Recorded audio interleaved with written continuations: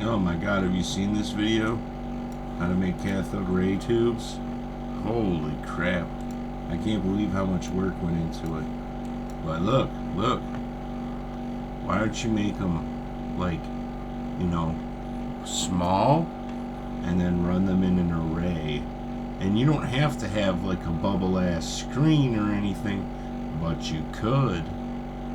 And then, I don't know, glare would be reduced by, like, 28% because of the surface. I don't know, maybe I'm just wrong about that, but they could be flat screens too. And, you know, sure, mind the gap and all that, you know what I'm saying? But that's just 1 pixel, you know?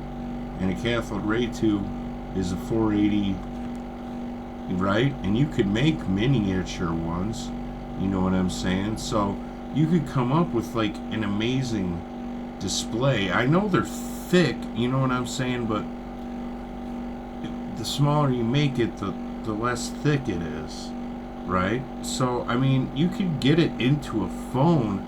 I mean, the back side of it would be kind of ridiculous, you know what I'm saying, but you could do it and it would have a high quality display. If it was 10 of them, it would be a 4K screen or whatever, you know what I'm saying? Well, like 3600 by 200 and by 2800 or something. Oh man, it would be ridiculous.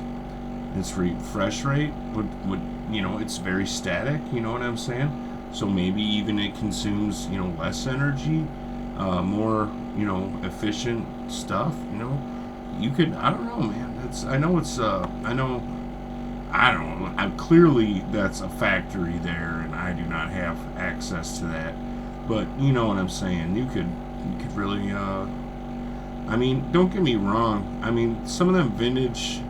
You see what they're paying for them vintage TVs? Those kids that do speed runs and stuff. They're paying $500 for them old $100 TVs because it has this type of screen, or it has that type of screen, or the refresh rate is like that, or it's because it has that thin veil around it so you can actually see the entire screen. It's not obscured by anything, this, that, and the other. Oh, it's ridiculous. The one with the fold-out speakers, you know what I'm talking about? That was like that, the Game Boy, the one that went on the Game Boy, and then the magnification screen. I don't know. I mean, you know what I'm talking about. So it could in theory be an alternative, but I mean, it's not even like you'd have to do a lot of research and design. I don't think. You just have to get that wand in the back there, that goddamn lightsaber you put in the back in the cathode ray, down to, you know, a nut and a bolt, really. You know what I'm saying? I mean, I don't know. I mean, that thing is pretty bright too. You know, that's like almost like a flashlight. So you would need like a dimmer toggle over the whole thing, you know, next to the running an array or whatever, and you could put different things on each one of them, maybe, and etc., etc. I don't know, it's just a thought.